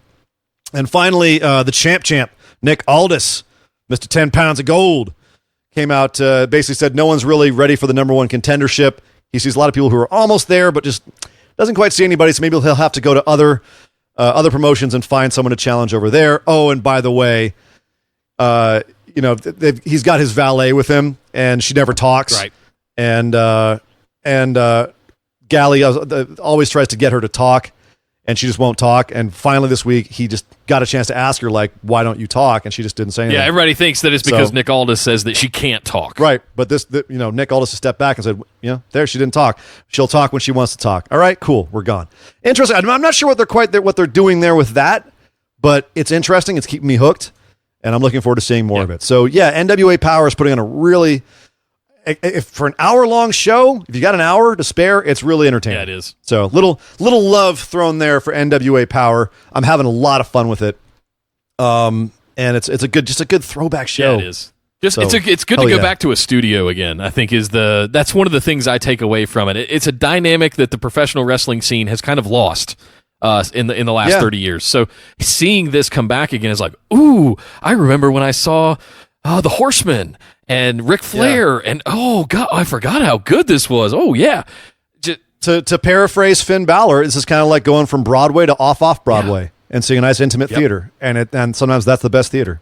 Well, Ian, that's our show for this week, but guys, we're not done yet. We've got just enough time for our other news lightning round. Beep, beep, beep, beep, beep, beep, beep. Yes, sir. As we always do around this point, we got to talk about the Wednesday Night War. It's a war, Nick. Don't you know it's a war? It's a ratings war. Well, whatever. The ratings are out this week. AEW once again in first place against NXT. It's fourth overall, but it was, everyone's up against the World Series right now. Give it a month. Let the numbers settle a little bit after all the sports ball ends. Exactly. But they were down overall. They were down 963,000 with a 0.45 in the 18 to 49. NXT, they're a little bit closer. It was 698,000 with a 0.21. I don't know if you noticed, but that means that AEW doubled NXT in the most viable market, in the 18 to 49 market. That's brutal. That is AEW brutalized NXT. What was it 2 weeks ago? You told me the median age of the NXT viewer was 55. That's 50. Yeah. That's it's crazy wild to me. It's wild how low NXT is in the 18 to 49 demo. Like it's nuts for them to pull in 698, but only have a 0.21 in the 18 to 49. It's wild. Wow. It could also show that a lot of people are watching it on the network, and I think that's more what it is. I watched it last night on the network. There you go. But fascinating numbers there. Also, the Canadian and UK numbers are interesting. AEW did not face the Maple Leafs, but it still faced the World Series that did near Maple Leaf numbers. They had 151,000 for AEW in Canada, which is really solid numbers. Because Raw in Canada did 170. All right. But they did go up against the Maple Leafs. SmackDown did 125. So AEW is dead in the middle of Raw and SmackDown up in Canada. So, but now Raw and SmackDown do air on weaker stations, but AEW is doing real good in Canada, relatively speaking. What's crazy is, and I'm going to quote, when you've got Jericho and Kenny Omega, if not others, that are just pure Canadians, right? Through and through. That's a good point. You're not like NWA and burying Canadians on your show. That's a good point. I'm going to quote Wrestling Observer here about the UK. WWE numbers have been bad, as the 10-14 Raw did 38,000 viewers, down from 48,000 for the 10-7 show that featured Tyson Fury, who is a huge name in the UK. SmackDown on 10-18 was down to 23,000 viewers. Raw on 10-21 this week did 3,000 viewers. 3,000. It was so bad people thought it was a computer glitch, but we're told the data was sound and people are stunned with that rating. Yeah, 3,000 people only 3,000 people in the UK watched Raw. God damn. That is brutal. The only caveat I want to put out there is that the Rugby World Final is going on, or the World Cup, Rugby World Cup. I don't want to talk about it because New Zealand's out, and that's my team. Congrats to England, by the way. I'm really pissed about that. Speaking of the UK, congrats, guys. Yeah, congrats. Knocking the All Blacks out. No, I'm not happy about that. That sticks in my craw. I got to move on. All right, so JK. I'm not cool with it. Jake Hager had a Bellator match last night, and we had a Hell in a Cell finish where his opponent was unable to continue, and the ref called the match. Unlike Hell in a Cell, it seemed like Jake Hager had kneed the guy in the groin. He says he didn't feel a cup, so he's pretty sure that it didn't actually happen, but, who knows what he said. He said, Jake Hager says that his opponent, Anthony Garrett, did not want to fight, and that's why the fight was called. That's why he gave up. And when asked if he would face him again, Hager said, I don't know. If he ever wants to actually fight, yeah, then maybe. But I didn't feel like he had any fight left in him. I want to face people who actually want to fight because I'm a competitor. So I haven't seen the match, but I did hear that there were 2 dick punches from Hager that just pretty much knees. Yeah. He had him pinned up against the cage and threw a couple of knees. He also, he put over the fact that he didn't, he wanted to do a stand-up game this time. He wanted to prove he could stand up and not just go to the mat and wrestle, because he is, an extremely good wrestler. Believe he's trying to NCAA. He was big in college. Absolutely. Yeah. He was huge. I forget what all accolades he got, but I know he's legit as hell. So he was saying he wanted to prove that he could do a stand-up match, and unfortunately it was a no contest finish, but kind of plays into his character a little bit, if you think about it. He did have the inner circle ringside, no Jericho, but everybody else was there, and telling interviewers that they were going to jump the rail and stab Anthony Garrett. So kayfabe is still real, guys. Matt Sydal is back in Evolve, which means he's going again as Evan Bourne. Could we be seeing the return of Evan Bourne to WWE? If that's what I read into this. Evan Bourne to NXT? Hello. Ooh. The chances are there. That's very exciting news for anyone who likes high flying. Miz apparently is inspiring Chad Gable in his Shorty G character. And by that, I mean Shorty G as a character was apparently conceived by Chad Gable with Vince McMahon. We still haven't heard which one it is. Gable gave an interview where he basically said that he'd been meeting a lot with McMahon, bugging him about possible ideas of things he could do. And he kept coming in with serious ideas, and he never gave a chance to less serious ideas until The Miz basically said, look, it's about you. You go out there and make whatever work. So apparently The Miz really kind of talked Chad Gable into doing the Shorty G character, from what we understand from this interview, and is giving him positive advice on it. Which, honestly, if you look at The Miz and the kind of effort that he's put into getting pretty much anything over, he's the right guy to be talking to about it. So interesting stuff there. But don't take it away from the article that Miz's idea was the Shorty G character, because that apparently is not that reeks of Vince. The case. Oh, reeks to high heaven. Speaking of inspirational things, William Regal tweeted something that I thought was great. He tweeted out, I've learned enough in my job to know the difference to acting and reacting. In more dramatic bouts, the people who react are better. I've just watched Joaquin Phoenix in Joker. He has produced the best reacting job I've ever seen. Spellbinding. And the thing I want to say about this is William Regal is one of the guys who's in charge of creative down in NXT. And if he's teaching guys down there to react instead of act, then that's the kind of thing I've been talking about for a long time, where you get some real acting theory in your wrestling programs, because anyone who's in wrestling should be learning how to act. And he's spot on the money. If you've done any acting training ever, you learn that the hardest thing to do is to react honestly. And if you want to see a great example of that, go look at the fact that Denzel Washington won his Oscar for Training Day, right? That's the one everyone thinks about. Oh, Denzel Washington, he was chewing up scenery. Go watch Ethan Hawke in that movie. All he does is react That entire movie, all he does is react. And he's doing a way better, way more difficult acting job than an Oscar award-winning performance by Denzel Washington. So I think it's great that Regal's calling that out as something that he's now noticing, because it gives me hope that that's something that's going to be coming to NXT. It's a really good point. It really is. So makes me really, really excited for more NXT if Regal has his way with that.